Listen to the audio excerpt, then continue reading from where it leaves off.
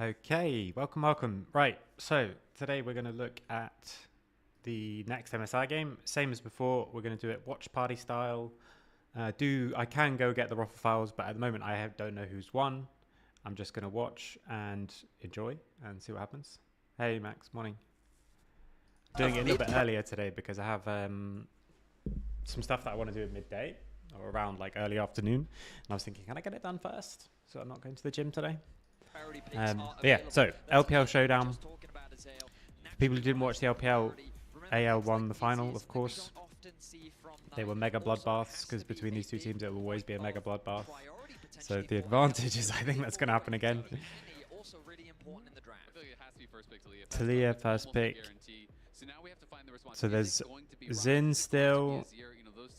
Are you going to try and play front to back, or are you going to try and play like dive and side lanes with this Talia? You can do both, I think. Azir obviously means that the front to back is harder to get to. Trundle also same thing. So if you pick a tank now, you can't win front to back still because you pick Sion or whatever, and Sion still dies.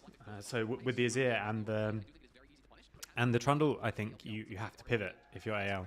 So in that case, pivots to slightly more of a split pusher in the Yorick. So skirmishes, split pushing, flanks, those are the kind of things that the AL still have open to them. And BLG already going straight for this like front to back. So when I say front to back, obviously in a full 5v5, that's what you see, like front line here. If the fight is here, front line here, back line here. But it also just means that when you're playing, you can just hit the first target. Because if you're hitting their front line, your carries hitting their front line, and their carries hitting your front line, you win. Because you've got Azir, who's the highest DPS mid laner, and you've got Trundle, who can melt someone. So it does make the play pattern easier, because that means you can fight on mid wave. Because on mid wave, it's easier on the wave itself to just be hitting whoever, hit the first target.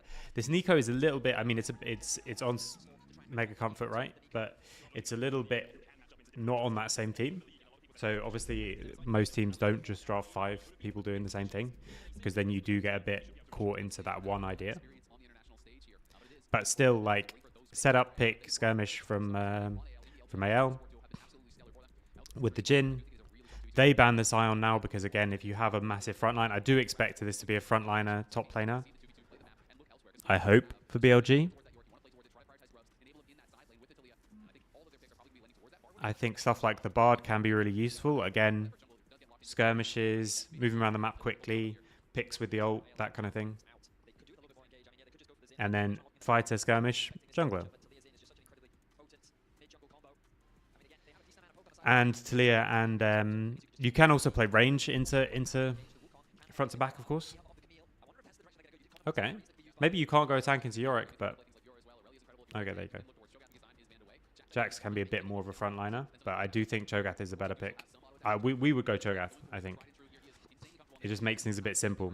You've got no frontline in the support, so you make sure that just Cho'Gath, if Cho'Gath hits a Q on someone, you just hit that first person and anyone dies.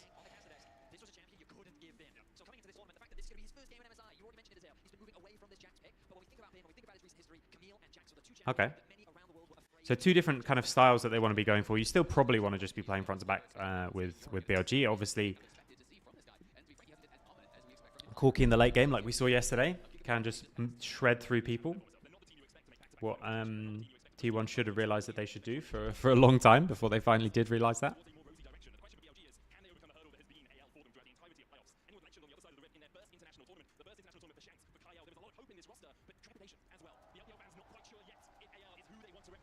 Okay, so they play for the ward in the bottom lane because 2 range supports fighting for this bush is always going to be important.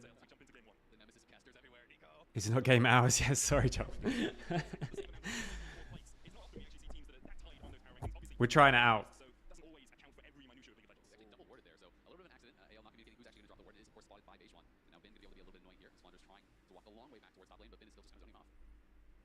Hey, is it? Okay, so I can't remember. I should have checked how many kills were in these two times, but they as that graphic was showing, they played each other twice.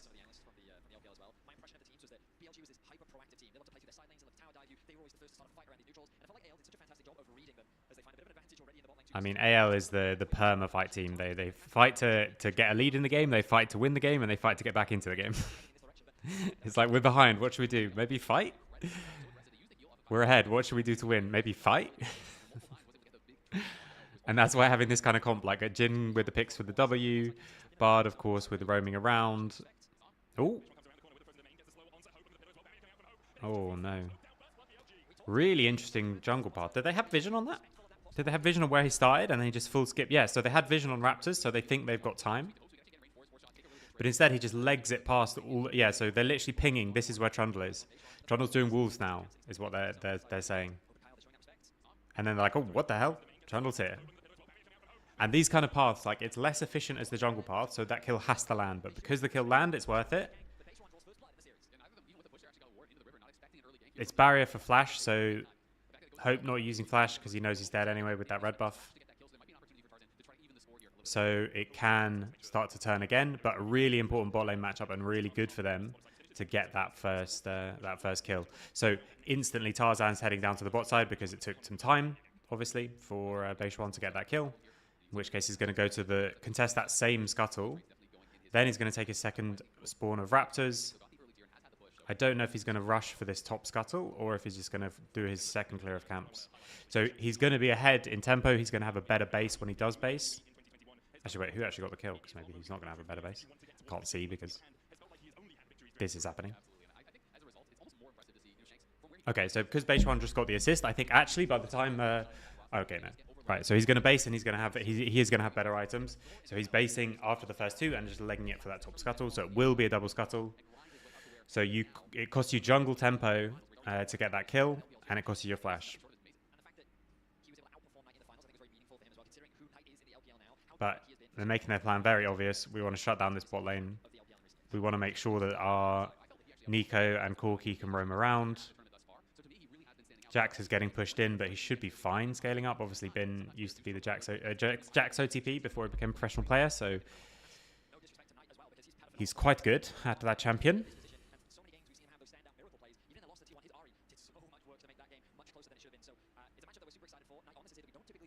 Okay. On roaming to mid lane, it's such an obvious roam timer, though, that he doesn't even care if he shows it. Oh, nice flick. Knight's going to be half HP from that. And they do go for the full swap. So here they get this freeze in the swap. So that's something to bear in mind. One of the things that Yanko said that I really like, which we're going to do from now on, is anytime we're swapping, I want to hear before we do it what we're swapping for. And here they're swapping for the freeze. So Jin is crashing a wave in bot. But Yorick has a wave bouncing away from him. And so now as two people, they're going to try and freeze this lane on Yorick and deny him some CS. You can't freeze forever nowadays with how much damage the minions do to each other. But they are going to deny him some CS. Not very much XP because he's a bit too high level for that now. Like, you swapped at 3 minutes for a freeze, you can deny XP as well, but now he's level 7, you're level 5. Like, it's quite hard. But they are going to be able to deny him some CS. So I like this. And Bin is going to freeze on bot lane. So just good lane states. And now to be honest, like, this made more difference than the kill, right? The kill is like a couple hundred gold. And now they're 600 ahead. Shanks is now going to be in bot lane, which lets the pressure off. And now there's a 20 CS lead for Bin. Not just because of that, I would assume, but a big part because of that freeze there. It's because of the freeze and because of the swap. So Bin can collect an extra wave, and Flandre had his wave frozen on.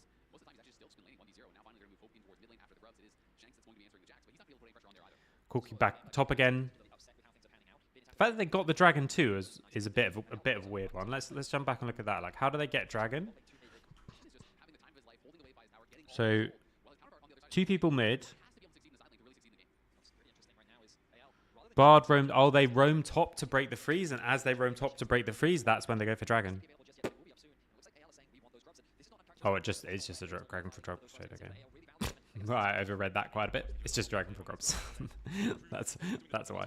When I watch it at times too, I forget that like it's already 8 minutes in the game.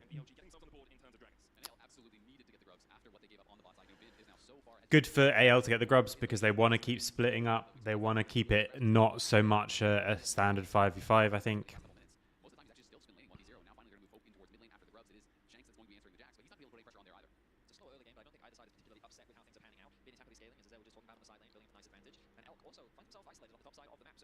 When I watched back the finals, I felt like AL did a really good job of controlling the aggression from BLG and kind of shutting down a lot of the plays they wanted to make. But BLG then taken this game 1 calm, collected, and their map movements are clean for the time being. And AL has put a really high priority on grubs throughout the tournament. Nearly 85% of the total grubs they have actually taken throughout this event. So clearly putting an emphasis on that. And I think it makes a lot of sense, especially when you are playing. Okay. Jhin in mid is a little bit weird because they're just free farms. Clears one wave and then goes towards bot, so going to funnel himself a little bit extra XP, especially. Only like 3 or 4 extra minions, but a whole wave of XP.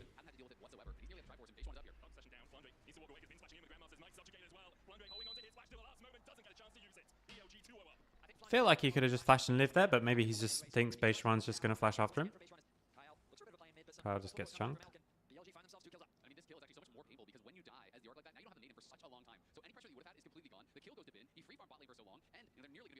I think he should have flashed. So now Bin is in a really good spot. And they could have banned the Jax, you know. They banned the Scion and stuff like that, where I think it is really better for the comp of BLG. But Scion obviously not particularly strong in the lane against Yorick. So. No, I haven't seen the results, and I also haven't seen who had been interviewed. So there's no spoilers at all.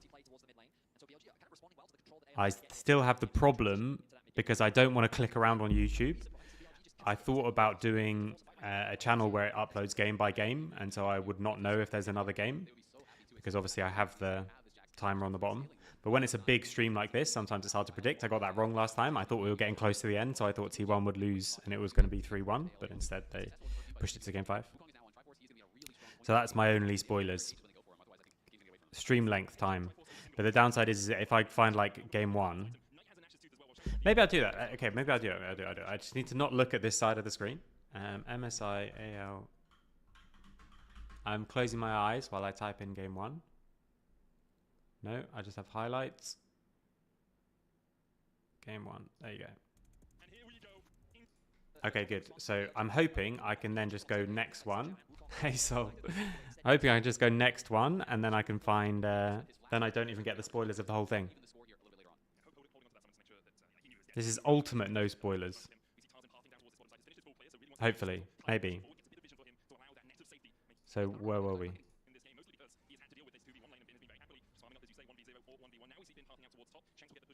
Flandre just died top, right? Yeah, there you go. Okay, so now I hopefully can just find next game, and I won't have to even click around on YouTube, because if I click around on YouTube, I will probably have Caedrel's stream. Yeah, Nash's 2, 3 Triforces. That's a difficult one to contest.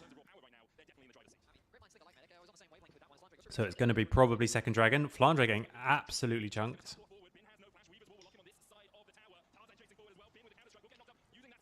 Oh. Okay, so they play mega hard for the other side because they know they can't group. If you're around this dragon, it doesn't matter. But they are, with Trundle and Azir, going to have this tower chunked. But they get the first one because of the grubs. Just hold the cross map. I like this. If you're faster, just hold the cross map. Make them come to you. And now that's really strong. Yeah, I'll post in there as well. I mean, this week my wife is cooking because you can say I'm delusional for believing this, but she was like, the stuff you've been cooking is too nice and I'm having too much of it and I need to lose weight. I'm just saying. Just saying. She's very nice. But next time I'm cooking stuff, I'll post it in the channel as well. No contest again. I still think item spikes is really hard.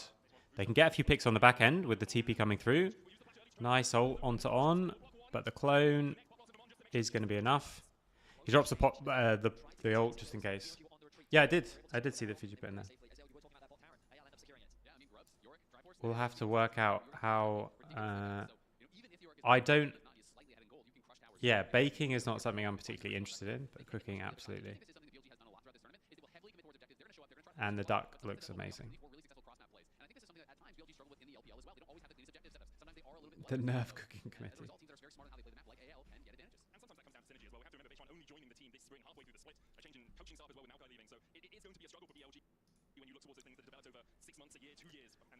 Good with the dough. No, I've not learned about it, and I've also not particularly wanted to.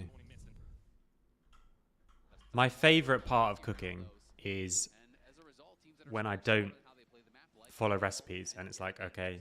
So, for example, the last week I did cooking, I have this app that suggests things, but rather than yeah, that kind of is actually that just might not even be the favorite part sometimes, but it was like, okay, this certain dish, but it was like, okay, pasta and a tomato based sauce, but then I just don't look at what it wants me to do for the tomato based sauce and I'll make one. Like that's my favorite part of cooking, and I think you can't do that with baking. You can't just kind of wing it. Is that true? I think baking has to be quite precise, and it's like you put in too much of this thing, or you open the oven too many times and the whole thing deflated, or I don't like following instructions. Ironically. But I do love the Great British Bake Off. Okay. Really, really, well, poorly timed or well timed for Shanks. Like well timed for BLG to instantly be here. I think I probably prefer BLG's comp, but I would have preferred it if it had a Cho'Gath instead of a Jax. Just make, okay, we are going to front to back. Just make it much more simple. Yeah, so I think a really good way to think about team comps are already, which simplifies things down, is like which team wins front to back. Because that's going to be the team that in the later stage of the game can play on the mid waves easiest. That's going to be the team that has it's going to be more on the other team to make things happen. And so as soon as you pick Talia, you are threatening the front to back. The one mid laner who is better, I think, at front to back than Talia in the current meta is Azir. And then they take the Trundle already, so that if you take a tank and you just run Talia Sion, and then you just hit the first person, actually, you're still going to lose on that hitting the first person because Trundle can just ult them. And it's a little bit harder to pivot into range, but they did more range and they did more skirmishing, which I quite like. So AL need to find these like smaller fights and picks. And BLG, if everyone's alive, and again, if everyone knows where everyone is, BLG should win this game like every time.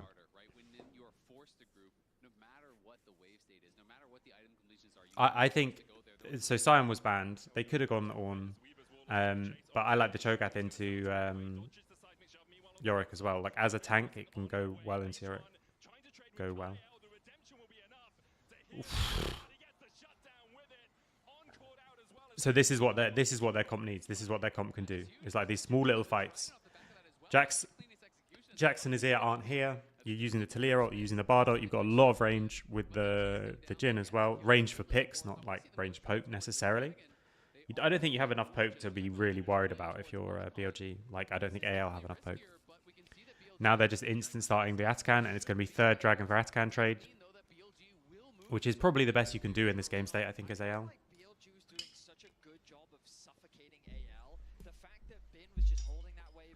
Yeah, I mean, with the Jax and with the Nico, it's not quite like full front to back. Like I said, I think in ERLs or we would have run like Cho'Gath and probably even a tanky support instead of Nico. And then it's just mega. We just hook anyone if we've got Nautilus, let's say, and they die. And we don't need to be worried about finding the priority target. We don't need to be worried about getting onto Leah. We're just going to win front to back for sure. Whereas it's not really the LPL way. And also, I think at the top level, having not quite so like on theme stuff is probably good, because you become very predictable if you can only play front to back. Actually, I'm not sure there's ever really a case when anyone can only play front to back, but I think you know what I mean. If you can only poke or something like that.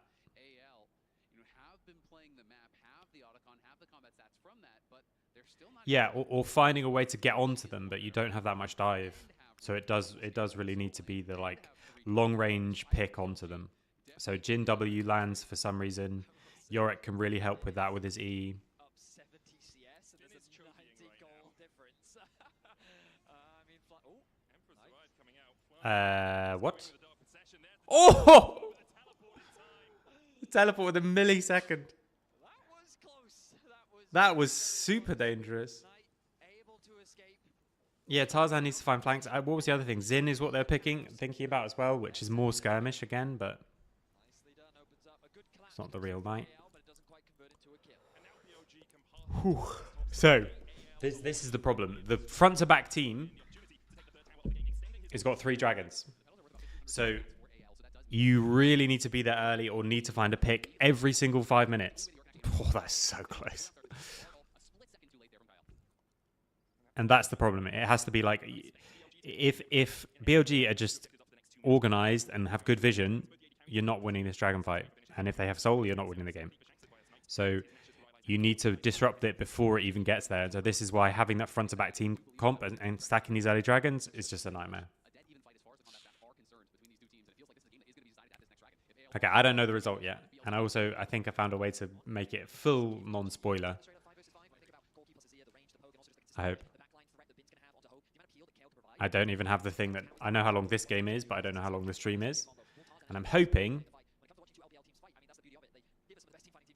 that's going to be game 2. I hope.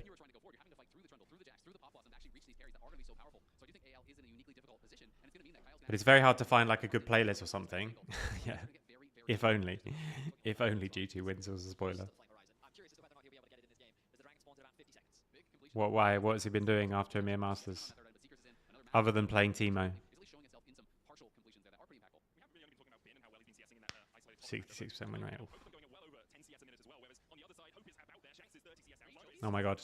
I've just come up with a new idea for Teemo in competitive. You know, we've been doing that thing where we swap level 1 or experimenting with that thing. You do that and you have Teemo as your top laner and he just waits invisible in bot lane and collects all the XP.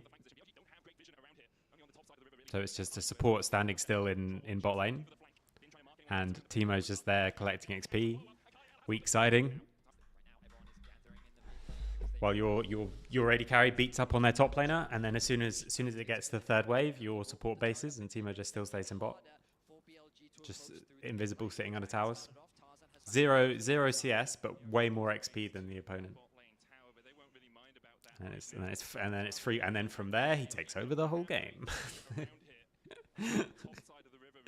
Okay, Shanks is going to look for Talia ult to try and split them up, but this is already hard. This is already really difficult. Tarzan's desperately trying to find a flank, but Bin just marks him. They hit the first person in Kael. They're still fine, I think. Oh, nice flick, though. And On didn't flash it for some reason. So now they do get that 1 pick. This is where I would have... This is why, if you had just, like, a melee support and a tank, it would have been much easier.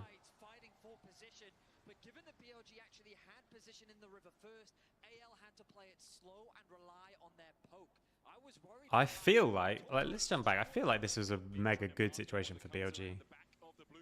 Like, Bin is marking the flank. They get a bunch of stuff onto Kael. Root comes down here.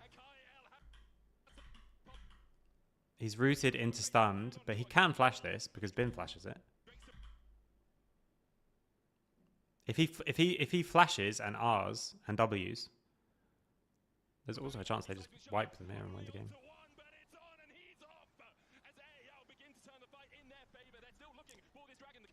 But this is the thing, is that if you have the Nico and if you have the Jax, it's not quite so easy to just play the front to back.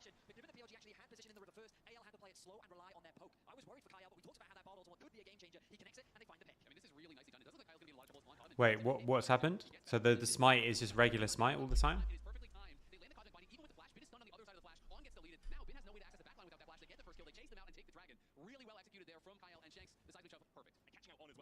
I don't think it's a big nerf to Unsealed Spellbook. Yeah.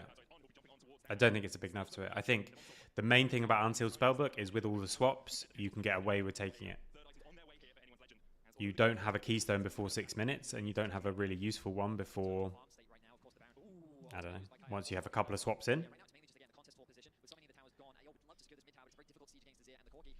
And you can get away with that because you can just swap around so much.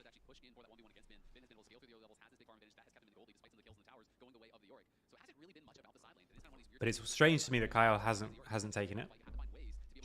But in this aggressive lane 2v2, they thought they needed the electrocute. But instead, they just got ganked and then swapped on. It's a tragedy.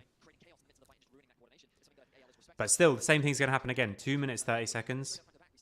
BLG set up on the dragon. Kyle dies this time.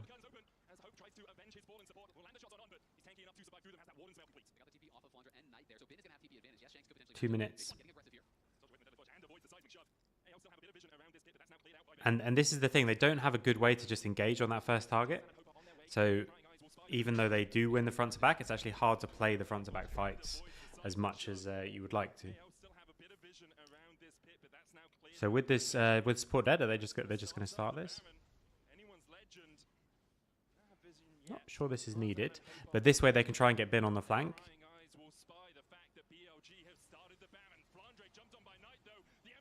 But really nice ult from Flandre, chunking 2 people away. Sorry, from Tarzan. Flandre is going to die on the other side, so they translate it into another pick, which is this one will give them the setup on the dragon.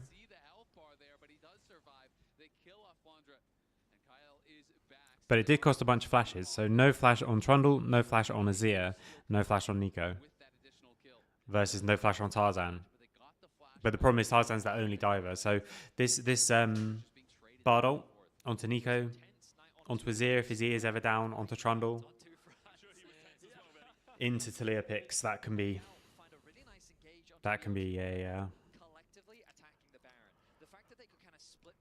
a way to play for sure. So let's see how they set this up. I won't go ×2 because it's just a minute before this soul fight again, which is another potential game-ending fight. Shanks clears this wave on top side, so he's going to reset. They're going to have a lot of time playing mid-bot.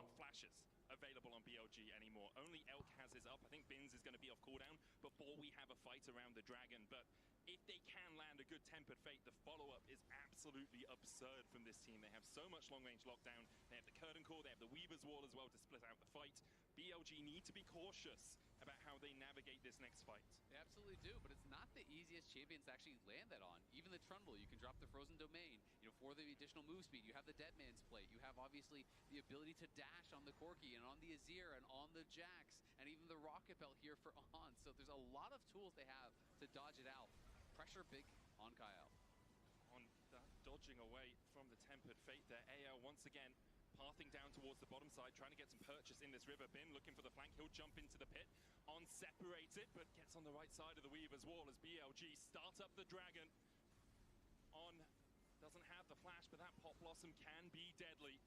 AL trying to gain some purchase in the river here. BLG holding. So Nico on the flank, 2 people chasing them. But because you don't have some just like standard front to back engage, you get the Pot Blossom, but I don't think it matters. I just don't like Nico in this comp.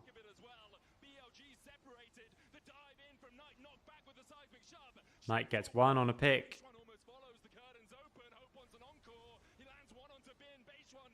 Base one's going to die. Knight maybe kills everyone, but gets snared. I just don't like Nico and Jax as the last 2 pieces to this comp. Been teleporting back in. Can we see what that was? And they get the smite steal. I didn't even see that. Okay, Bin's TP'd. Now we're seeing it in picture-in-picture. But I think actually he doesn't win this. I think if you're going to have Jax, you need to have like Nautilus or Leona, and then you have double ban for that. So you take Nautilus, you ban Braum and maybe just Braum, honestly. Maybe then you also you have to ban Nico yourself, so you can have it in later Fearless as well.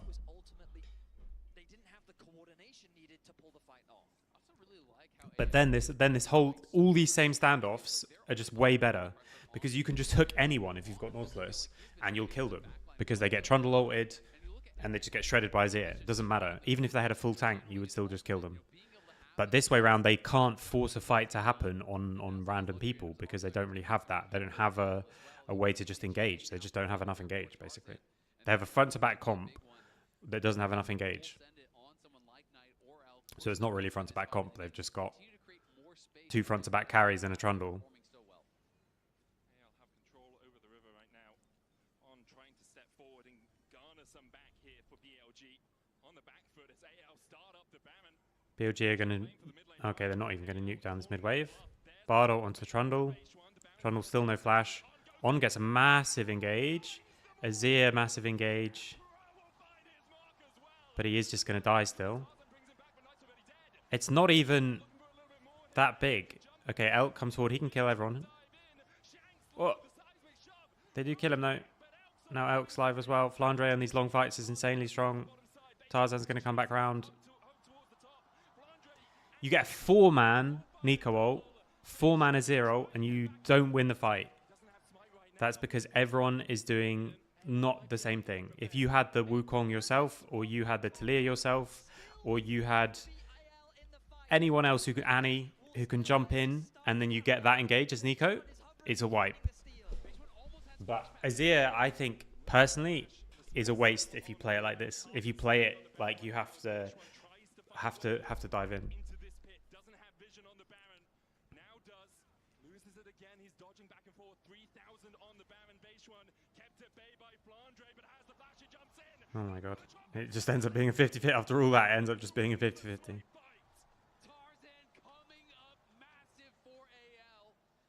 130 on the Dragon. So good from on. The follow-up was way too slow. Most of the carries couldn't really get there. Knight had to commit everything just to get in range for this follow-up. So But this is the comp. Like, this engage looks insane on Nico in most. It's 5-man. 5-man Nico engage into 5-man Azir ult, and no one else can follow up in that same way. If it was AP Jax, you've got a much better shot of following up on that kind of thing. And now they're just going to get picked with what AL wants to do.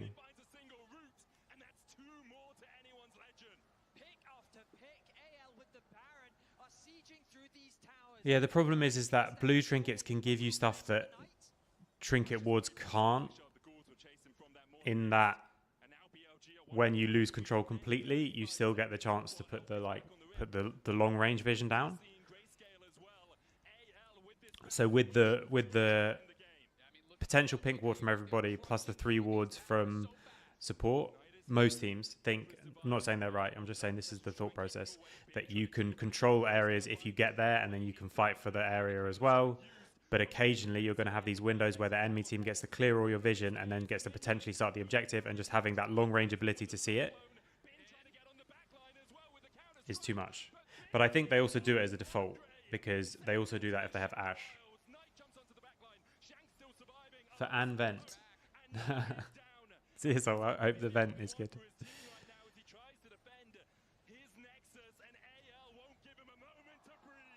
Honestly, I think you could just change a few champs. If you change the champs, maybe you wouldn't have the dragons. So obviously you can't say that in one way. I keep saying obviously. It's not obvious. It's my opinion. It's not even a fact, let alone an obvious fact. Okay, that's game 1 down. If I just click skip, is it going to go to game 2, or is it going to mess me around? No. It's going to...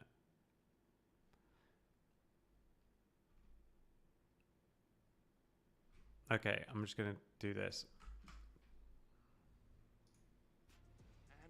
Look at nothing else. Okay.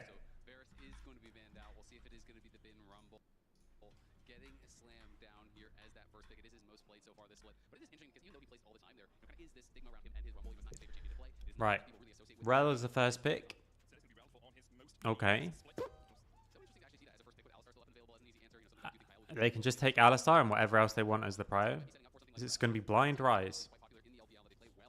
And this is what happens when you have 2 teams that play against each other so much. There's stuff that makes no sense if you're playing against teams you don't know so well, or also other teams, you know. Looks like AL are going to add Lucian for Hope alongside it. Really aggressive early lane. Also, the So it's going to be Lucian Braum, I guess. is so powerful for your AD carry. You could also pair the Brauma on both sides of the map, alternatively to the Alistair. Lucian, we've been seeing a lot more variation. Or Lucian Alistar. The Lucian army that we saw for so long. But BLG, now the Rumble's still up, and there's no reason not to go for it. Like, they could slam something like a Rumble Annie if they wanted to. They could also get the Ahri for Knight as a response into the Rise. They could even do Syndra. I think matching your AD carry also makes a ton of sense. We've seen Ezreal be so effective at this tournament. Just the range that Okay, but you can't take Galio and also get the support you want.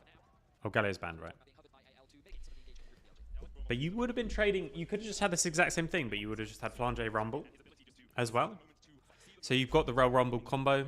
Absolutely. I mean, he is stellar on the pick, and while they're not electing to go for DMF, they do obviously have that Rel set up for potential equalizers. It is about that Wombo combo. Get the CC down on these carries, lock them up and burst them down. And clearly AL worried about that potential here. Yone, Rumble, one of But it is going to be Lucian Braum. a strong Yone player as well, and that will be removed. Aurora, Maybe we'll see a Karma top. when you think about Knight and like what we've seen a lot from him and how he effectively uses it, this Aurora could be super I actually wouldn't mind a Karma top here, by the way. safe options that we've typically seen from Flandre as a response to the Rumble, try and make that topside matchup as favorable for Finn as possible. Not that they will. But it's just what we played against the other day. It's like the Sendo special that PCS were doing as well. I wonder if they're moving away from possible Sejuani as well, with the Yone being banned out. The double melee solo laners really facilitates safe Sejuani in the early game. The Skarner banned out by AL as their final ban. Maokai, lots of tanks. Like if you take like Zin and then you take Karma on 5. Wow, okay. I was about to give a bunch of reasons why I thought Jarvan would be good here, especially into championship. Jarvan into Ezreal and no mid laner yet. If you're skirmishing and engage power, it could be a pretty effective pick. Because you can take like Aurora or something, yeah. Thinking that, with the equalizer, with the Rumble, then maybe they are a little bit worried about that potential concern. Okay, but again, so far, first person, first target in favor of AL this time. But the big team fight, oof, Nocturne with Rel and Rumble. That is a Wombo combo. You don't see where Rel is. She can walk through warded flanks. And then here you go for the Scion as the answer. So again, still, if you're just hitting the first target, AL win. But if there's a big engage, like the shotgun, BLG wipe them instantly. Where they had Talia Lucian, if I remember correctly. Exactly, you and I were watching So it'll be a lot about setup. It'll be a lot about vision well, and I look at this comp and I'm like, yeah, it's kind of short range, but for both sides. if you kind of treat it as a pick comp, it's If everyone knows where everyone is, target out, executing them I think AL probably win this. do a good job of mitigating some of that engaged tool. I wonder if it's going to pan out the same way though, just like with But of course, Nocturne makes that harder. the way to get out of those sticky situations. I wonder if Thompson's going to be able to find those engages. Subscribers will see you in 30 seconds time. It is a big question here, Benny. Zayla, how are you feeling about AL's comp? I like AL's comp way more. I actually think it's good, popular, especially among the LPL Scions, but things like Titanic to me are so good in a game like this, it actually adds a lot more damage for you. This bot lane, I feel like it's mega hard for Ezreal Rel, but How are you finding the tournament here? You are, of course, a co-streamer from China. Feeling really great, and I think like there's a lot of audience here, and everyone's very hyped and excited for the games.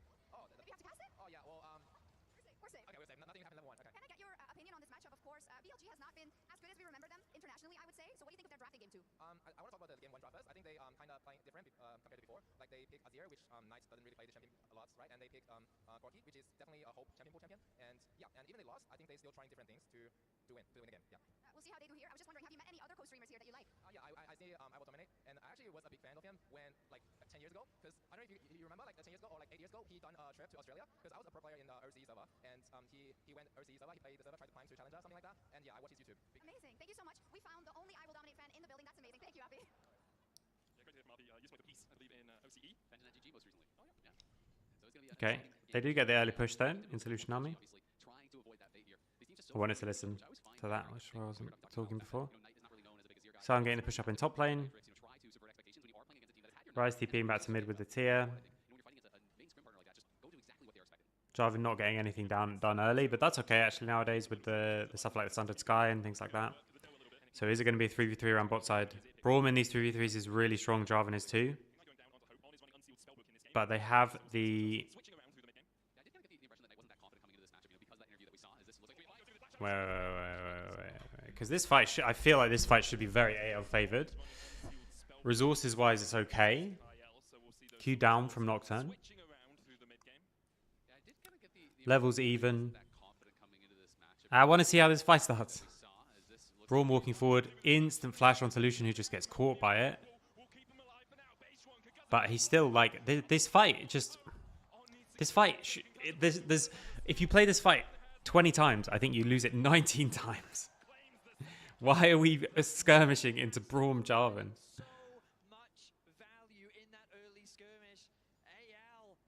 Like, that is a tragedy. We literally get a full engage onto their carry and still easily lose.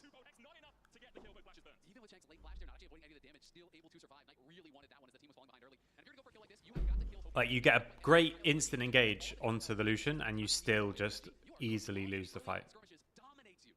And it was ultimately just a fight for the crown. Both junglers were like, I think my bot lane is strong enough to be able to contest you, and it ends up being BLG that pull the trigger, but it does not quite go the way that they want to. Now the swap towards the top side of the map. And look at the vibe from the bot lane. Oh, it's so good for anyone's legend here. As long as they keep fighting around. But it's a battle in the jungle once again. It's Tarzan coming on down on top in that battle of the jungle once again. He's having a really good series. Now it's Lucian with double buff. 7 attempts to win a title. Now we're starting to see Tarzan really unleashed. I mean, it's really exciting as a Tarzan fan, as someone who really felt like this guy was the best player in the world to never win a regional title, right? You know, he had not been able to accomplish that. 0 for 6 in regional finals. Finally is able to do it. And not only did he do it with one of the largest exclamation points I've ever seen. His Z game to close out the finals, I think, had the most impressive mechanical team fight I've ever seen, period, in League of Legends. I thought that was mind-blowing. And I really do feel like sometimes when these players get that first title, get that first trophy, you can then kind of have the floodgates open and really take over. Especially doing it against players that have denied you from it in the past. In 23, 24, being a Knight on and Elko, the players that denied Tarzan that first title. Now he's claimed that we'll see how much his career can accelerate from here, because he's already had an incredibly illustrious one. Only really international success is what could improve it. On an Elk forced away. Oof, if that Q lands on anyone, they're in real trouble in this 2v2 already. It's Tia versus Pickaxe. Nice jukes from Shanks. No flash. Shanks dies though with the fear. And they thought just having the Jarvan would be worth that. Fear into this Aurora combo. Also picking up that kill is really valuable in the matchup, especially given that he already committed the flash earlier on. But AL doing what we see often here at MSI, swapping this bot lane into mid lane to help contest that mid wave, ready to contest the first Grub Spawn. Absolutely, but back to the first standpoint, just the idea. And basically, like, the bot lane just goes out either mid or top, whichever's best for the push. So there was a wave to push in mid, there wasn't a wave to push in bot, so they just go mid. I don't think they know they're going mid already until the Ryze dies. Yeah? Difference between LCK and LPL? I mean, it's just how organized they are versus how much they force as well, right? Tarzan again out to a really big lead here, but let's talk about the BLG side again. You know, Ben has had so much success at MSI. This guy reminded us on stage 3 straight MSI finals. You know, he is not to be overlooked here. 2022 wins MSI, 2023 second. But also on the rebound, by the way, like AL could absolutely beat Gen G. I think that, and history shows this, even when T1 are worse, they're a better stylistic matchup against LPL teams than other LCK teams. He had a good start to the Jax game. He ultimately couldn't close things out in game 1. Now on his Rumble, we've been seeing a lot so far this year. He built up a bit of a lead in terms of the 1v1 matchup. He's now on the bot side of the map, assisting BLG secure the Going for the dragon. They're going to get it in time. even though they'll be in the area, it'll be a difficult steal. Okay, wait, let's look at this. So, coming into this fight, flashes, everyone's got flash up. Bin is here with the ult, which is massive, but it's still Jarvan and Braum, so they want to fight. Lucian's on mid wave though, and Jarvan's just going to go mega deep. Doesn't quite get it. Okay, they get TP, they get Paranoia, and they trade it for Jarvan ult and flash.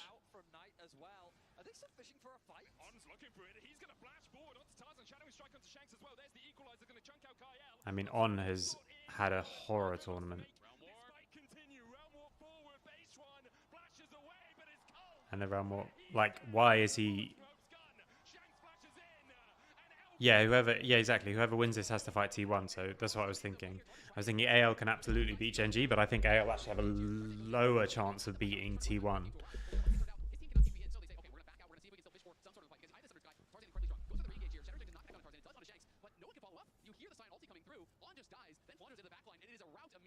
That is a tragedy.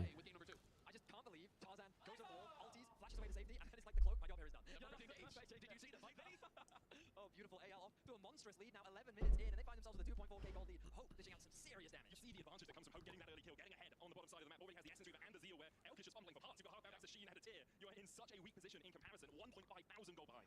Now Lucian can just push up mid so easily. Wherever Lucian goes, death follows. And having that gold so isolated on your jungle, on your AD carry, is going to be really, really tough to deal with. And Flandre quietly has just been a brick wall. You know, Ben, yes, he's going to get the push. Yes, he's going to have some advantage in that early stage, but we already have first item done for Flandre. He is going to be shrugging off so much of that. And Sion, we know, has incredible wave clear, is really stalwart in these side lanes, so he just needs to keep doing what he's doing. We'll just continue to farm for now. Kind of these plates would be lovely to grab from both sides, but I think it's a difficult play to contest. These neutrals still about 2 minutes away. I think the Nocturne's going to be more than happy to just farm as much as he can. Shanks has to play safe on the top side of the map. He has no flash available, and we kind of look at that vision around the top side. He is playing on the weak side of the map. Yeah, good respect from Shanks, but he's still... 2 minutes on the Dragon, 2 minutes on the Herald as well. Good vision coverage, though, from AL to track where Base 1 is on the map. He has been pinged... Ryze is obviously scaling, but at the moment Aurora's still much, much stronger with these double masks. Like, they're really, really strong.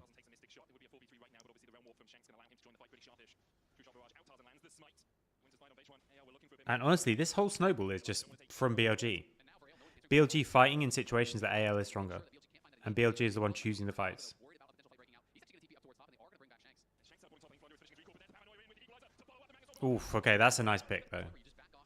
Make sure that BLG can't find that engage because So I mean, you can understand why Hope thinks he's safe here with double summoners. worried about a potential fight breaking He's got double summoners, he's got Braum right next to him, but Rise TP's top. Shanks teleporting top, I think. Really nice Hex Flash, But there's the Paranoia in with the equalizer to follow up the Magnus over from On's enough. and they get the nice shutdown. On underneath the On's gonna die, but will be a 1-for-1 exchange. don't think it's a tragedy if he dies. Oh, wrong way. Knight going back top lane. It is a good pick, but they still do give up a fair bit for it. You lose that kill back. You had to drop the wave bot side. The Flandre had pushed in first, and Flandre was able to respond to that quite quickly. Shanks did TP out towards top, constantly shoving that wave. This is more the AL that I was kind of expecting coming this series. So now Lucian flashes down for this dragon. And really forcing difficult decisions here from BLG, who is kind of more So On's flash is back. Beishwan's flash will be back. They have to one-shot Lucian, I think, in this fight on dragon. Like they have to have a big engage that also hits Lucian, I think. Otherwise he can clear up the back end. And Jarvan is very strong too with this under Sky right now. Sion is decently strong, but I think Bin and Knight are both stronger.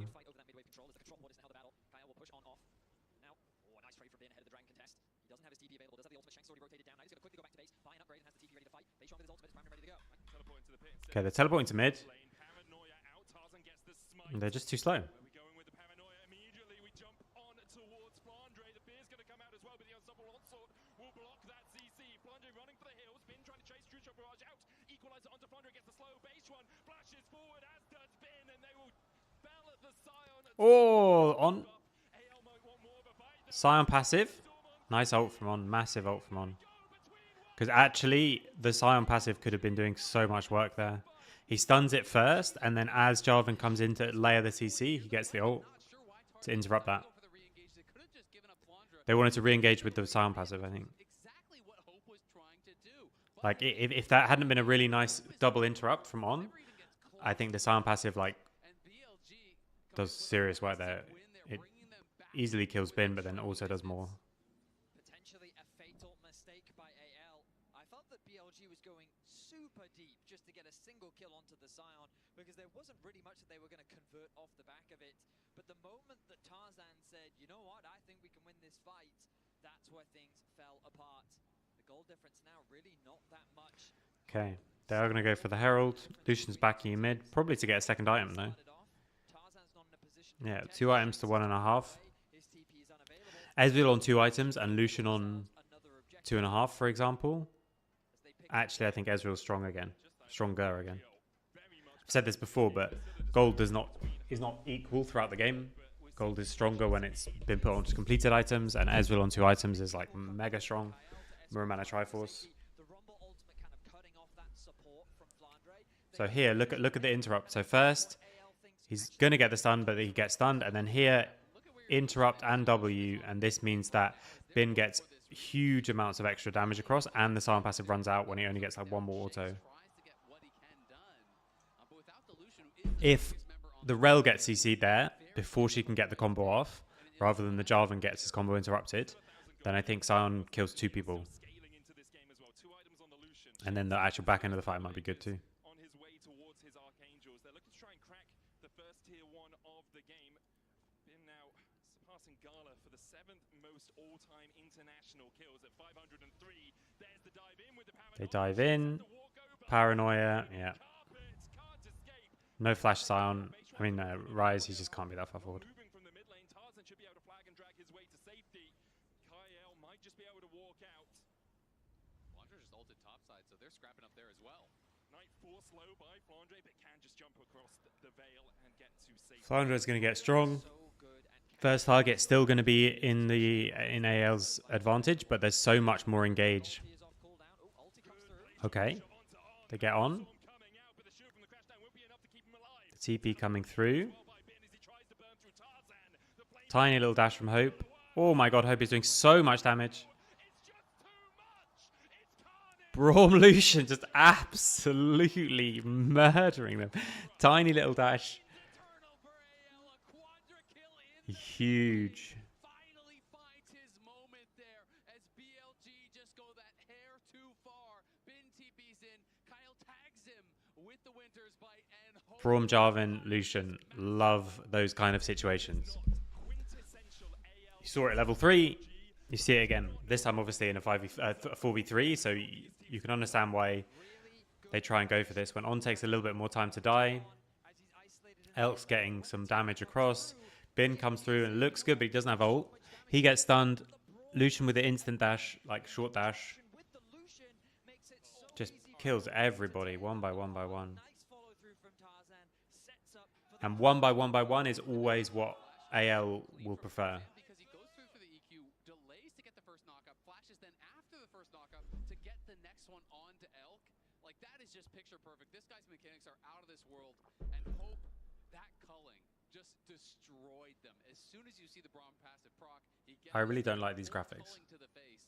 No shot for Bin there. And 2 minutes Like, ago we were saying, I can understand what you're trying to do. You're trying to show of his 100% total gold, what percentage of it is each amount. But showing the 100% because you're showing 6 things, so none of them are going to be high. So it looks just like mostly empty stats. And so if the thing is this person is mega fed, just the impression you get is they're mostly empty bars.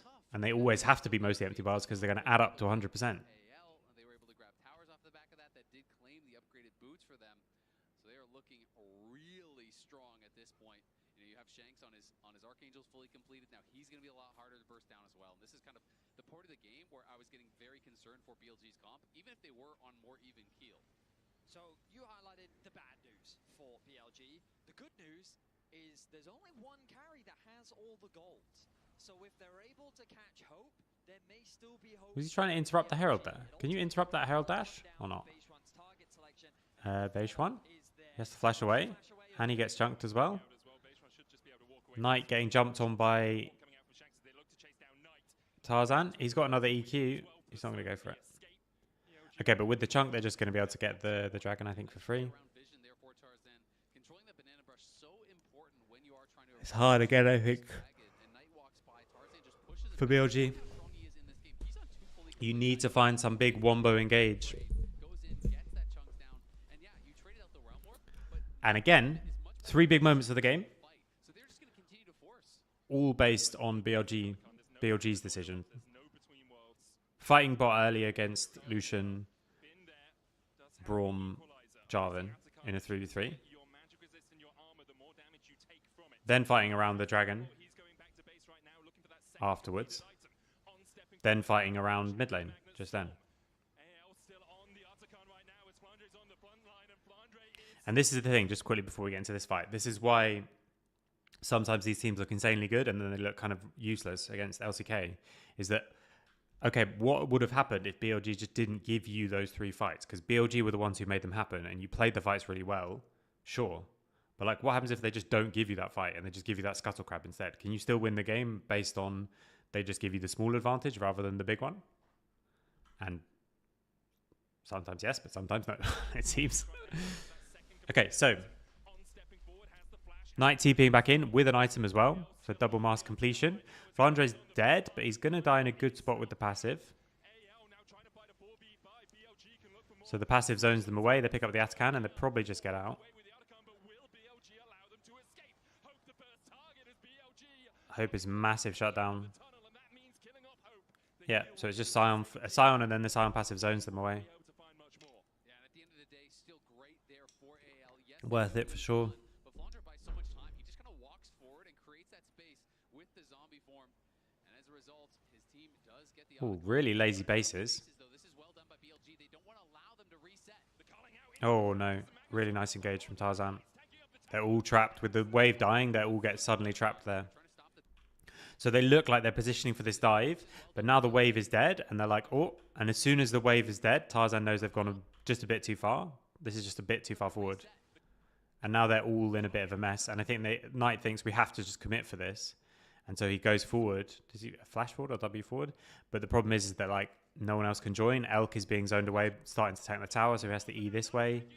And Tarzan just jumps back across. So Knight just gets kind of ditched by the fact that everyone made that instant split-second decision and it wasn't the same decision. We've seen that aggression work wonders for them, but we've also seen them get punished. And once And now they're TPing top as well AL's return to the base. They are punished once more. to get this tower. Off the back of it. AL taking full control here in game 2. I definitely understand the thought process from BLG. And now it's a 4K gold lead. They're saying, all right, we have Hope low, we got summoners out. Let's not allow them to base. Let's not allow them to spend this gold. We need to punish now. But Tarzan, his ultimate was perfect, and Knight was trying to hold his spells for Hope, but Hope was just playing on the exact edge of his range, so he never actually allowed him to get in range. And well, you can't just sit there and use no spells forever. The rest of the team is going to knock you down. So Knight gets isolated, does get knocked down here, and there is the Infinity Edge done now. Just as Ezreal gets 2 items, a full Infinity Edge is the advantage for Hope. Not bad. That's a big chunk of change. The Hope is ahead right now. 3,000 gold. His lead in 3.5k. The lead for AL. Next objective. Well, Baron's going to spawn in a minute. I don't know if AL will want to force the tempo that much by going for it, but they are on 2 dragons. You can see how far Hope is ahead of everyone else in the game. Base 1 having a good time as a jungler, but still struggling about 2,000 behind. Okay, Tarzan gets chunked. Mid lane tower being alive also makes it really hard for Base 1 to Only a little though. because ideally you want long lanes They're just playing around mid lane. 2 minutes on the next dragon, 40 seconds on Baron being up. I don't think they can force Baron though. Rise monitoring this mid lane and just basing. He's going to get the Banshees and the upgraded cooldown boots. Oof. So he has the movement speed when he starts hitting people. Now Shanks I think is stronger as well than Knight. So it really has to be just like a big wombo combo that also gets Hope. You can't get just 2 or 3 people if you're not getting Hope. And it's hard to get Shanks because there's Banshees.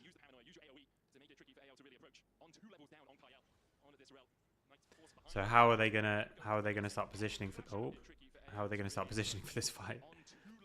Looked to me from that millisecond that Honor just goes way too far forward. Because Knight's used his W to get away. Might come back off cooldown. He tries to get Hope and misses. Okay, that's what he goes for. I mean, that is some good reaction time, by the way. It looks like he's going for someone else, and then instant flash Q dodged. Without flash. Because flash was coming back for Lucian. This was like your window. I don't mind. I mean, like, okay, it looks like it's off. Another off situation. But this is...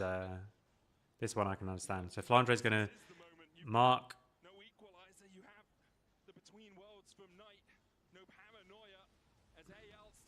Oh my god, Flandre gets chunked by those 2. But they do get the turn on the other side. I think Flandre thought he was going to live a bit longer there, I think. They're going to get Baron. They might even have time to base and come back. Oh, TP coming in though for Bin. They're going to interrupt and slow they're going to fuck their tempo on the backside. They can't steal it, obviously, but they can fuck their tempo on the backside. Or you just die. Okay. Or that too.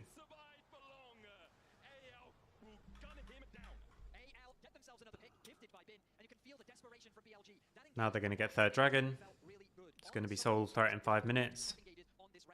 But even this Baron push is going to be big. There's a wave crashing in top side. Lucian can collect mid, Sion goes bot.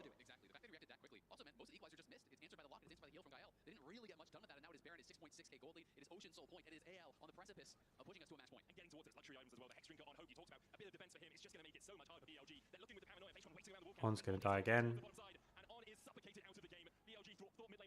He is having a tough tournament. Some of these are not his fault, but he is having a tough tournament.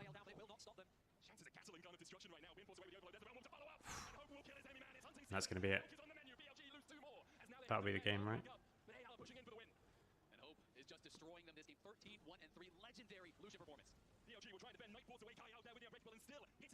Yeah. Okay, I'm going to quickly go to the toilet, and then we'll find the next game.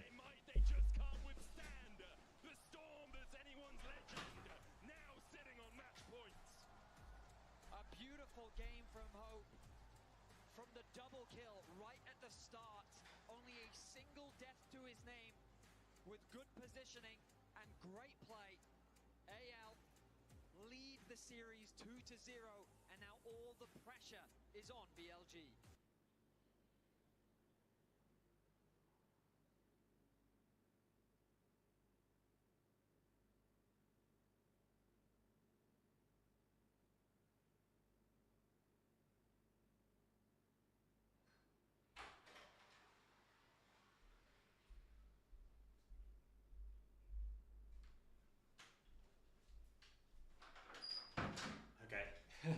I thought there was going to be the talking about it, but there was not. So I'm going to do this again. I'm not going to look down below in case there's more things coming up or not. Game 3. This is the problem, is that you can have mega banger games in these kind of situations where you're playing against people from your own region, but you also can have games where it's just a one-sided stomp. Okay, so Varus is up. Varuscana traded for Gwen and Vi, so it's already going to be probably like front to back versus diving from multiple different directions. Maybe you just got Ari on 3 and then you ban Annie and... Yeah, it's Fiora for Bin. We saw this all the way back when he was on Suning in the World Finals. Got a pentakill in that game too. Oh my goodness. Sivir on 3. I thought you would go Ari on 3 here and then you double ban mid lane. You ban Silas Annie. And that's often why whenever the topic of Fiora And now you've got Vi, Ari, and Sivir, and you're mega threatening a Kai'Sa or a... Sorry, Gwen, Vi, Ari, and you're mega threatening Sivir, but you're also, I think, threatening Kai'Sa, even though the lane is super tough. But maybe you only have 2 options. Maybe Sivir is just the best, in which case anyone can also be more useful in mid lane and just run at them. You're still threatening, of course, the Ari on 4. And Flandre, not Flandre, AL just rush at you. And Varus is tough. I think I like the Ari because also it denies a mobile mid laner for the enemy. So okay. Victor good at receiving. Good when people are running towards him. I think Cassio also would be good for BLG. But maybe they want to try and play more for range. But I think range is already hard versus this much like Rush, Vi, Gwen.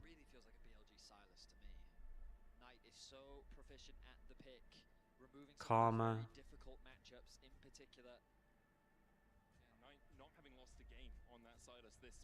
But now the Silas is up, so if you take Ari, enemy goes Silas. So you take Annie, maybe they still go Silas. Makes a lot of sense with the Victor ban here. I do think Annie really struggles into champions that do outrange. And if your read is that Knight will want to go towards something like the Ahri, that it is that ultimate comfort, well, then you're kind of pre-counterpicking it. But still, I think you can look towards champions like even Orianna that can kind of accomplish a similar thing, that can have that... Ooh, Renata would be a really good pick, I think. But the question is, can you do it blind? With the Karma ban, maybe you can. Nico's gone. Karma ban, Nico Barden gone, are gone. Ooh, do you go Lulu even? Sivir Lulu? Hasn't won a game at MSI, Renata. She's alongside the Kalista most of the time. I'm not 100% sure if it's every game. I really like this Renata. Kali I don't really like. Can make Sivir's life a nightmare, I guess. And can be a bit annoying for Annie. Ooh, TF. Not a bad idea. That really threatens the side lane as well. Vi and Fiora and Gwen, really important whoever gets either side of that. But there was Silas I was talking about. Oh, Akali. Of those 3, personally, I don't mind the TF. I think you're super vulnerable, but it's a cool idea. It can be a good matchup, especially if you come out of the laning phase even. Once you've got that level 6 on a side lane, you And now it's actually Fiora mid and Akali top into the Gwen.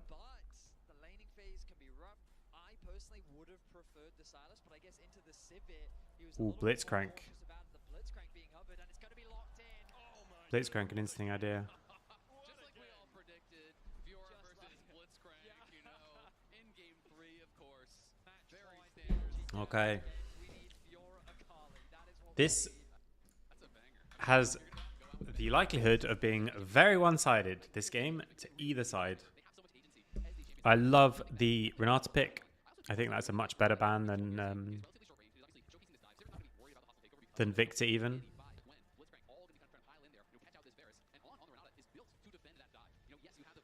Can he go on hit Varus even? It could really change things in a team fight. I love seeing the smiles on the BLG faces. They're still filled with confidence. They still believe that they can turn this series around. a roster of experienced players at this point. Beishwan being the only new one to make his way onto the international stage. They have to believe in themselves with champions like this. I mean, there is more evidence than that. We'll see if they can turn this series around. We're about to jump into game 3. AL, though, on the precipice of looking to dominate their brothers from the LBL. And obviously a lot of focus will be on BLG's pit. And the Fiora for Vin, the Akali when they played it 5 times this split has only lost 1. Okay. But then you go to the other side of the pit and you look at this win for Flandre, 7-3 on it this split, 17-7 on Akali can have a good time in this game, I think, though, right? He was able to pick up his first ever championship playing that Sivir and that Zeri. We're going to hear from I Will Dominate, who people have been watching for 10 years apparently. Shocks, take it away. It's Okay. true, Dom. You have fans here that have been watching you for 10 years. Yes, I'm really old, Chucks. I am really old, so...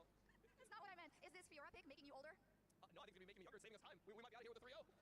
Someone told me you're a BLG Andy, though. Yeah, well, I've been a BLG Andy, but the thing about me is, like, sometimes I have to betray, like, my friends. Same way that you just did, where, you went on the broadcast, you said, oh, no one's a fan of Dom in the whole arena. So You heard that? No, I didn't. The hearing is going with the age as well, yeah. Okay, I'm gonna do you a solid. Medic and I jumped on Pedro's stream and we spilled coffee all over his setup. Yeah, I heard you do that, and then you looked over to me and you said, oops, and then you just knocked it on the floor. So I appreciate it. It didn't ruin the entire setup, but it was a pro move. I like that. AL 3-0, and if not, why not? I think it's AL 3-0. I think it's just Fabi Tiff. He's too good. Okay, Tommy Div, thank you, Dom. Coming in on the walk away. We're checking out Hope with the barrier early here, looking for a bit of extra damage on the trade. Goes was popped by Elf as well. As those ricochets continue just to chip away at on and out. Okay. So yeah, it's going to be on hit on the virus. Now, when we think about early prio, you'll notice that Hope and Kyle already have to push Kyle. He is posturing in a way where he's fishing for Hope. The damage is very serious. I'm a little bit worried for this BLG bot lane. There's a hook. Oof. Flash forced. Okay. That's big, though. Beishwan, on the Skarner, you are able to give up some efficiency to just play for these ganks. Obviously, Kanya do that a lot.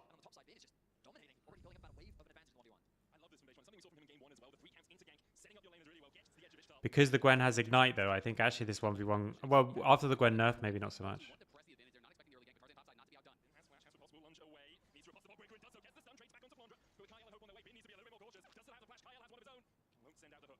And he gets the Ignite as well, so... Buys a bunch of time, he's going to reset, teleport back to bot lane.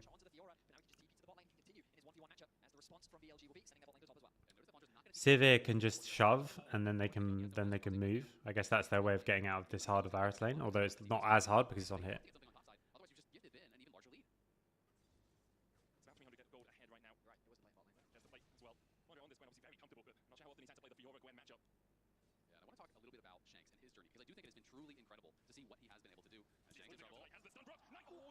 Oh! That's tragedy. And it's just like you said, to succeed, you have to first fail. He gets killed by the gank, he gets the solo bolo, as Knight goes too far. Look at this timeline, though. The struggles that he had from a 0-16 roster, a 4-12 roster, all the way here to getting a solo kill on match point against Knight to push yourself to top 3 at MSI. It is hard to believe that someone would still have faith that they could make that journey when they were in the depths of those challenges. It's just such a contrast when Knight came in and very early on in his career he was finding success, as opposed to Shanks, who has had to work so hard for so long to reach this pinnacle. It is incredibly meaningful to get the better of Knight as well, just like he did in the finals. Okay, nice handshake, but the hook isn't come through yet. Knight will now take over the level 6. Shanks is here. Oh, that's so close. Renata didn't have flash, so if that hits, it's a kill. Tibbers into kill. They're going to keep trying to gank Bin, but I don't think he dies to this. Yeah, okay, they're going to not even try. With that massive wave, and Flandre didn't have 6 at the time, I don't think he was going to die. The pings coming down from BLG, they expected Tarzan to have stolen away the Krugs, given the investment that was spent on the top side. And he's still not afraid, he doesn't slow down with his aggression. He realizes even the 2v1, the damage that he's been able to do to Flandre, that he would be able to outplay in that situation. And so BLG, slowly but surely, even after the small blunder in mid lane, built themselves a 700 gold lead. BLG will be really happy with how this game's going, especially with Bing getting some free time. Similarly to game 1, he's got this early lead. Question is how effective he can be with it, because in game 1, obviously, AL did a really good job of making sure that Jax could never find flanks, could never find good team fights. Okay, so now it's going to be a mismatch. Fiora's basing because she can't do anything in bot lane. Varus shows top. Lanes are mismatched. So it is going to be the Dragon or Grubs.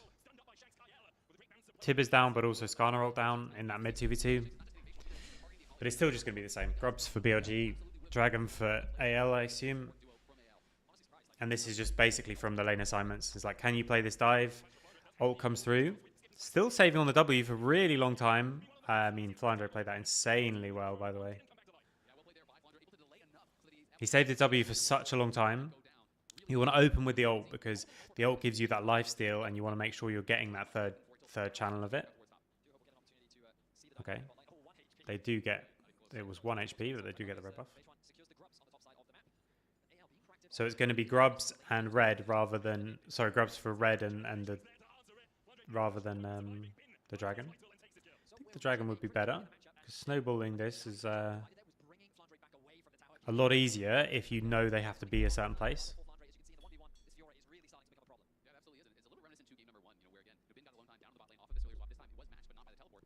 But I do think Bing can carry this game. Oh, nice hook.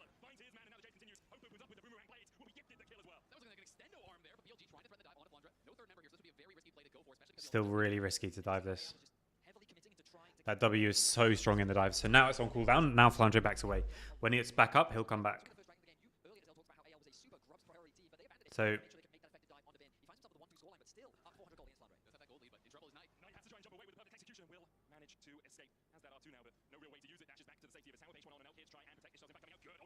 ooh, the ult from Blitzcrank interrupts the Skarner is quite nice.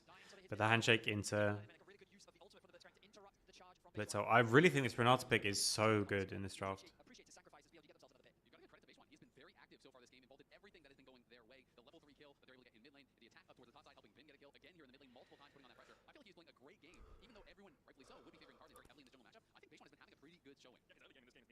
So they are going to match this time.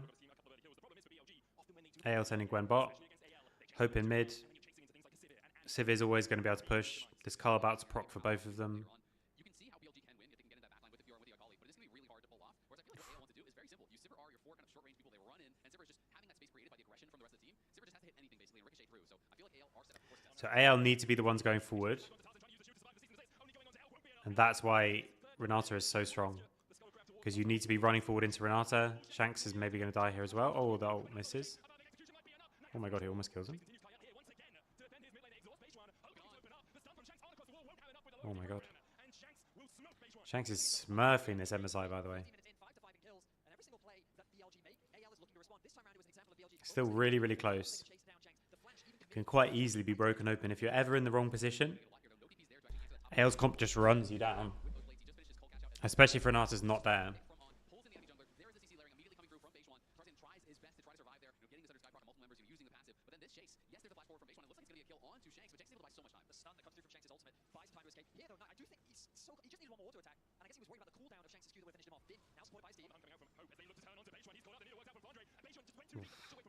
Beishwan just goes too far forward.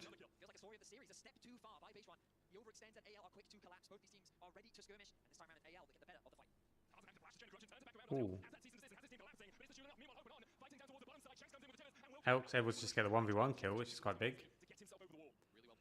But returned by Shanks. Still really, really close. There could well be one fight that just gets absolutely like 5-0. Mega strong. Flandre going too far to get the tower, but he still does get the tower, so it's probably worth it. And they're going to trade towers. They're going to, sorry, not trade towers. They're going to get 2 towers for 0. So yeah, he dies for it. Enemy gets Herald. We probably get the dragon here though, as AL. And now AL can start to look to group up, just run at someone. If anyone's ever a little bit out of position, getting a wave they can't get, stepping a little bit too far forward, they just get mega one shot.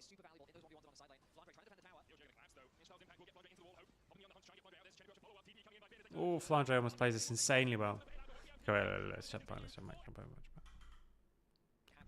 So these towers as a trade is really, really good if you can get it. BLG push up mid and run towards top side. So Annie has to collect mid, and while she's collecting mid, they can make a play on top. So that's why they put the Herald down. They're going to have 4 people here, only 1 for the side of AL for now.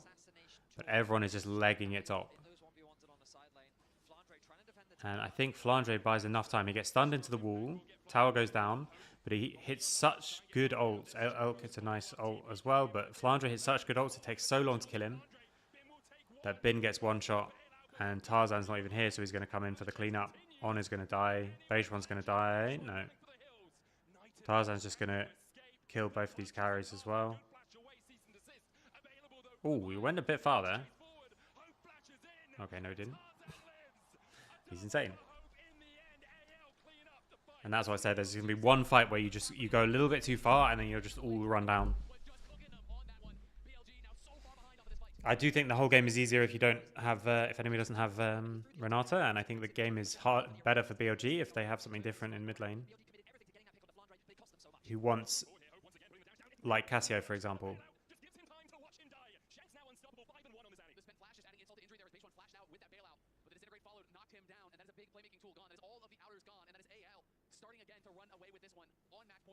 for a date with T1. This game is getting too chaotic for BLG. Knight and Flandre Pin, they need time. They want to be playing in the 2 versus 1s. They want to be 2v2s. They want to be skirmishing on the side lane. When you're forcing these big 5v5 fights, Hope is just going to do so much damage. Look at the ricochet. It's just bouncing through all the members of BLG. Then the rest of AL arrive. While Bin does get the initial kill, it's immediately traded back. Shanks joins the fray. Tarzan setting up for the collapse. They forego chasing. And they're already running. And if you're running, you're not running fast enough. He's prepared to sacrifice his life, ready for the turnaround pick, but he doesn't even fall. I mean, just so much patience there from Tarzan. In multiple fights, we've seen him hold out his ult. He's not just sending it immediately. He goes in with the Q, forces flash, backs off to keep them interested. Then once his team's going to be close enough to actually follow up, he goes back in with the ult, knowing, yeah, I might die here, but we're going to win the fight. And look at the damage dealt. 2 champions in the last team fight. Nearly 5k from that Sivir. A pick for Hope that brings back to his first ever title on JDG. It was the Sivir and the Zevi that carried them to that victory. Now on anyone's legend, it is the Sivir that might carry them to a date with T1 tomorrow. Still, of course, the LCK to work through here. It's a grudge match for the LPL. Have been on the losing side of that too many times in the last few years, and the hopes seem to rest now on anyone's legend. We'll say that if AL do make it through this series, they will be a new challenger to the many LPL teams that have faced T1 throughout the years. And based on how they're playing, they are making a statement in this series, affirming to the world that if they end this in a 3-0 fashion, they are by far and away the strongest LPL team at this tournament. A team that's evolved as well. It's not just you played against different people, you've beaten different people. They've shown that Oh, he's almost just one shot there. Flash does go down though. Sivir ult comes out. He's here in the mid lane. Flandre is not. He's pushing out through bot. You can feel the desperation sinking in a little bit when you're spending flash ult to hopefully get a pick on a blitzcrank. And he just has the perfect KO. So hook onto on. Hope opens up. Nice hook. Base one maybe going to die as well, but Tarzan drops. Nice ult from Skarner, but everyone else just chased down. So I'm not even slowing down for these fights because I think it does already. The game feels a bit doomed. Based on the other games, based on how this has started, based on the way the fights are going.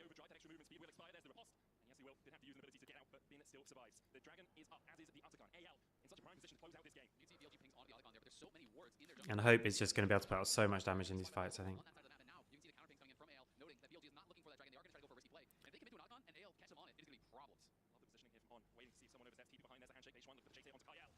Oh, another good interrupt, and Tarzan's here on the back end, and Bin just goes too far forward.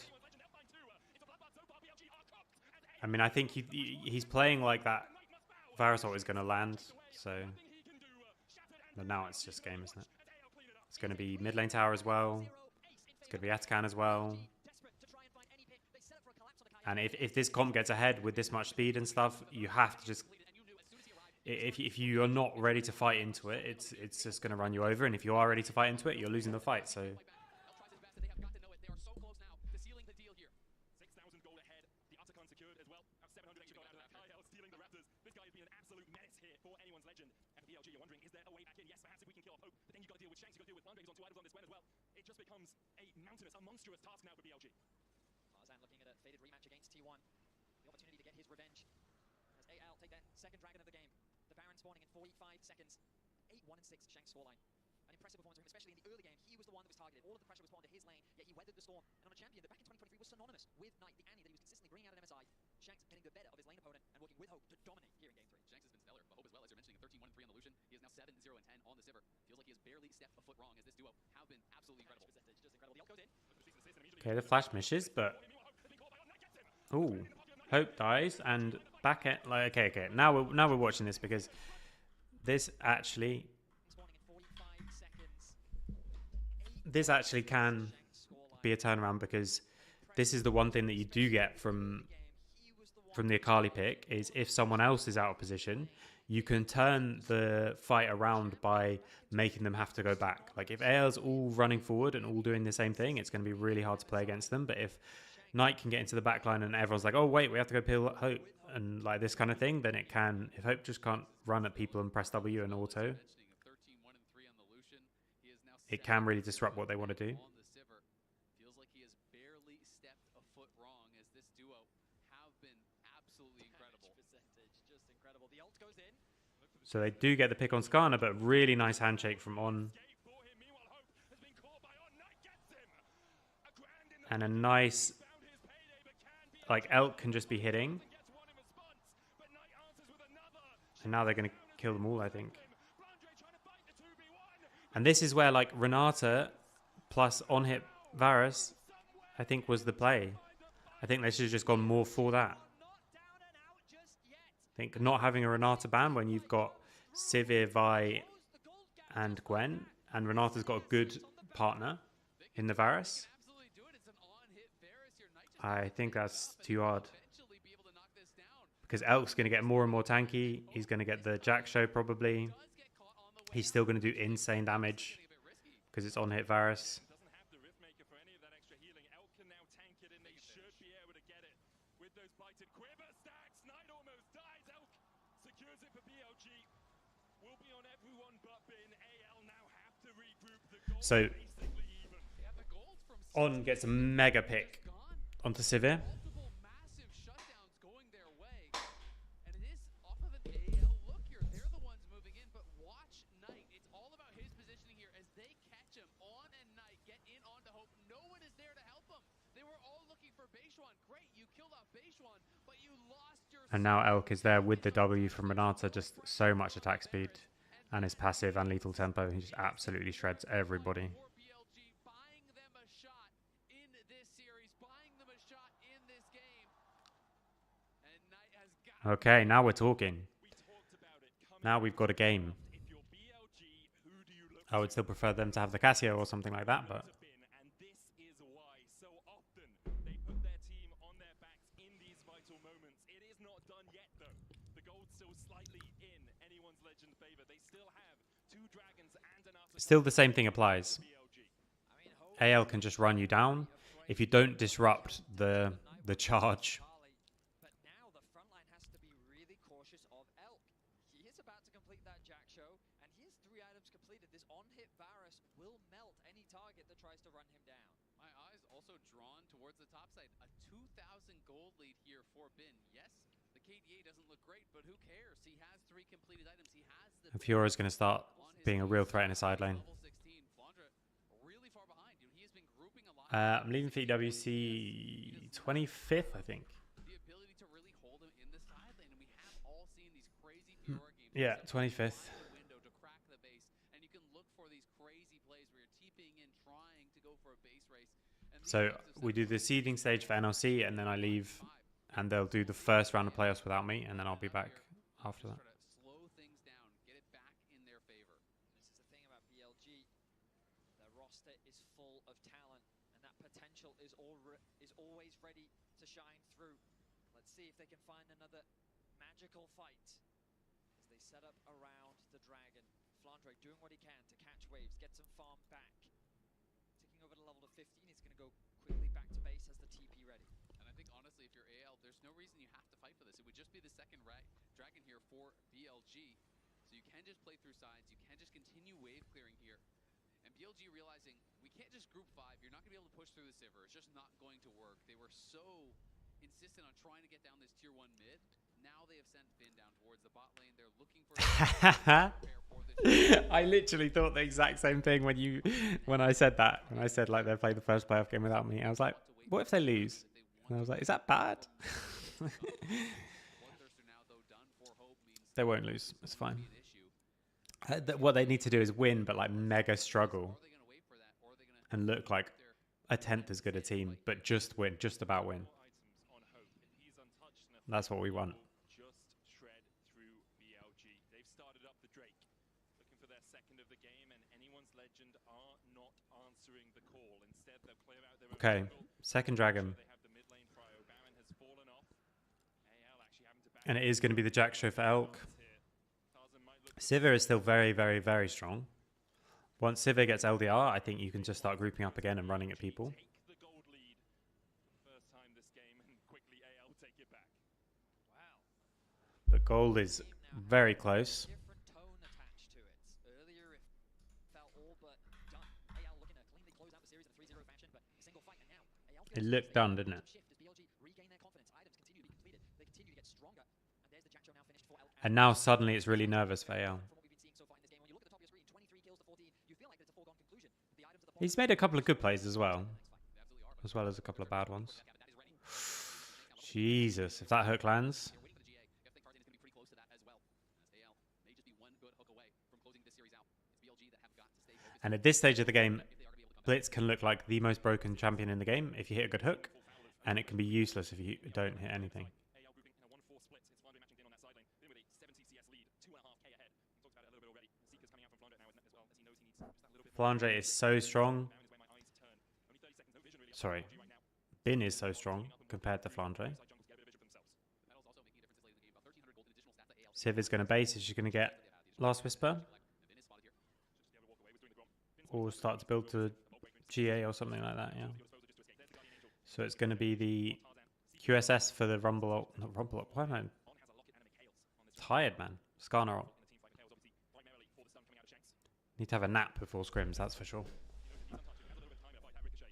Okay. Ooh, Shanks is caught. And Tarzan is also caught.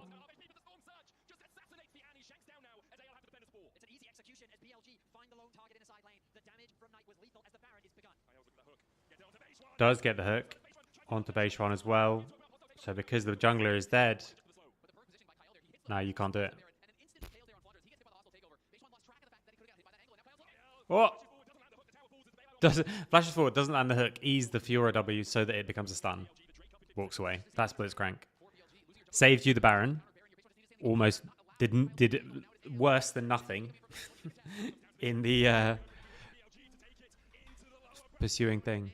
So this is the other thing that I think LPL teams do really, really well that we don't do, is that when you're in an advantageous position in best of fives, you play like it. It's like when you have a big pot in poker. Like if you get a big hand early on, I'm not a good poker player, but I'm pretty sure the thing you do and the thing that like a good player or even like an average player will do that a new player won't, is that then you can start betting really, really aggressively because people can't match you. And so AL do this Baron as if like, look, this is kind of a flip. But if we win the flip, the game's over. So it's mega stress for you. Whereas if you win the flip, we just carry on the series and we play the next game. And it's that kind of mindset and attitude. On flashes the hook. Really nice Varus ult. I think they're all going to get wiped here. Okay, but Knight is going to die. He does get the reset. Oh! Flandre doing so much. I thought they were all going to die. Where? Why does Renata not W Elk here? He W's Knight. But at this stage, like, Elk can walk forward, and if he's got W on, like, he can just start hitting people. But all this time, he's not hitting. He's not hitting anyone, not hitting anyone, not hitting anyone. Shanks is just zoning him by holding Tibbers. Now he starts hitting. Now Tibbers goes down. And he flashes forward, but he doesn't have W on.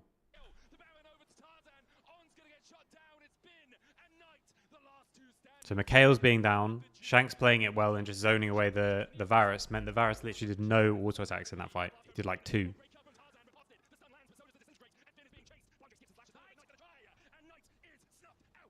a very close fight, but without the jungler, AL secure the Baron. The carries of BLG made it much closer than it should have been. Knight and Bin getting to the Baron pit. A beautiful ulti comes through from Elk. I think this is you go. I think the solo lanes play this too fast, and Elk can't do anything. He literally gets like a couple. He gets a really nice ult and then a couple of autos. But I think if he just has the Renata W, he just walks forward, tanks the whole Annie combo, and then just kills her afterwards anyway. And then just gets rezzed. Gets bailed out, I should say.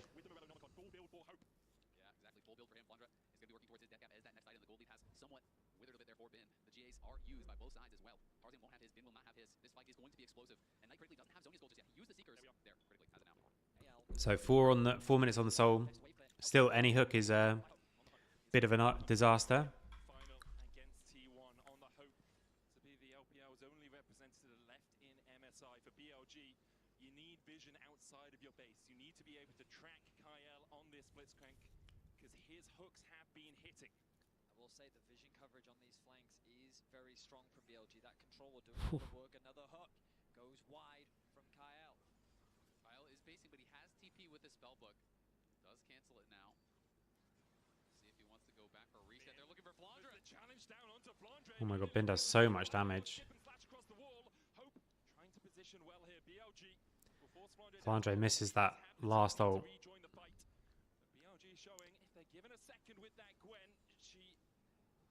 Hope is very, very strong. Doesn't have any pen though, so Varus will like not insta-die. I actually think Banshees is not a bad idea for Elk, but I don't know if that's silly. Makes it a little bit more annoying for Vi, but also means you can walk forward and if Tibbers is up and you don't have that exact same situation. And the AP scale on hit Varus is ridiculously good, obviously. Lost a lot of HP. I think this is way too deep. Because I'm not sure how much GA changes in terms of the pattern of play. It's looking to be an Elder game. At the very least, we're looking at one more Baron. 2 minutes. Both teams will 2 minutes for Soul, 2 minutes for Baron. Well, 240. But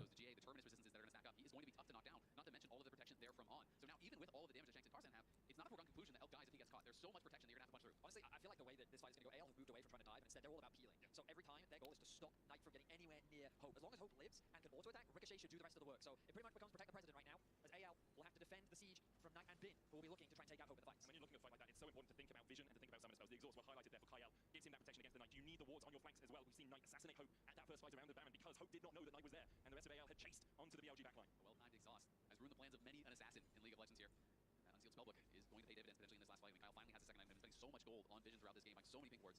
The redemption is done, and we'll see if Hope wants to start changing out any of the items. He sold something for the Lord Dominic's regards. QSS. Oh, Mercurial Scimitar. Makes sense. The only real threat is hostile takeover, chain of corruption, but you have Mikael's. So Putting a lot of trust on Kyle and your spell shield, yep. Rightfully so. I feel like those are two trusty things. I mean, if you're going to put trust in a support in the LPL, I think Kyle probably the best one to do it in right now. Anyone's legend will try and get control over the Baron River. 40 minutes in. The Baron spawns. 8 seconds. The third one of the game. Soul point for AL.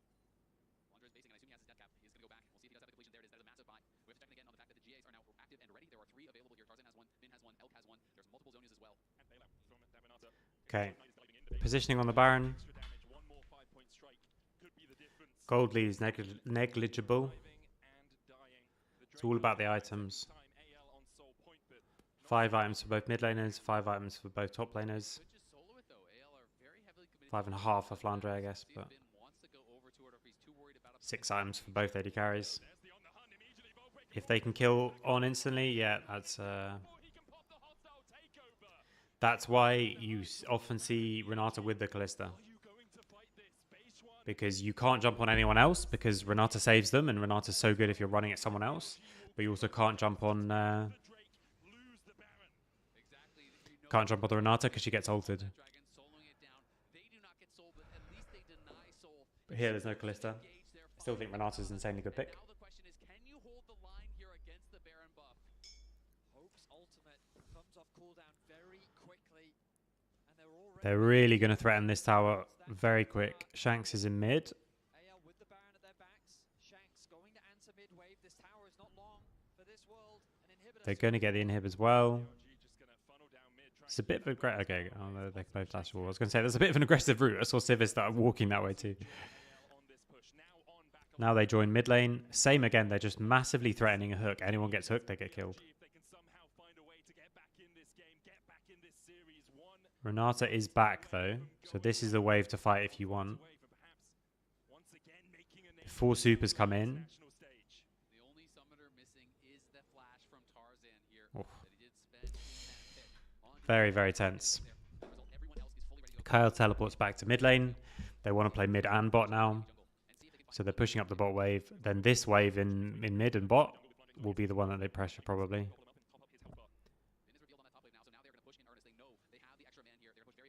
Yeah, Fiora shows top. Now they start pushing. Oof, Varus goes wide, which is a big, big problem. They're going to lose another inner tower for it. Now it's a 5k gold lead. Again, gold lead still doesn't matter all that much. Carries still have 6 items on both sides. Sivir walks forward, just tanks the tower. Using the Bloodthirster shield will just tank up the tower. BLG not pulling the trigger yet. Have lost an inhibitor tower in mid. Been jumping forward though, with no spell shield. Hostile takeover misses everyone important. Hook forward onto base 1. Elk just having to run away with the ghost. No bailout on Elk again, so he can't step forward. I don't think he could step forward there, but still. The Nexus towers are all that stand left as the base falls apart. Bin goes in. Looks for Tarzan, but Tarzan goes in with Ooh, nice combo, so he doesn't even get the riposte off. Bailout on as well, but he's not going to get anyone. So GA coming through for. Oof, they just stay together and just killed one person. Yeah, that's going to be game. Okay. Yeah, AL just better. I think BLG did not play this MSI well, but great to see. I like their compositions. Like I say, I would have preferred the Renata ban, but the Victor ban was really good.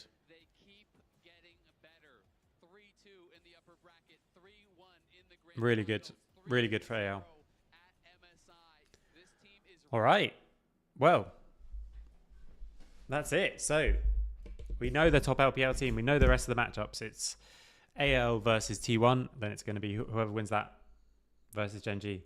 I kind of hope. I mean, I'm a T1 fan, but I kind of hope that if they like AL win, because I feel like they have a better chance of beating T1, even though both of them took it to 5 games, just because T1 is very familiar, obviously, and vice versa with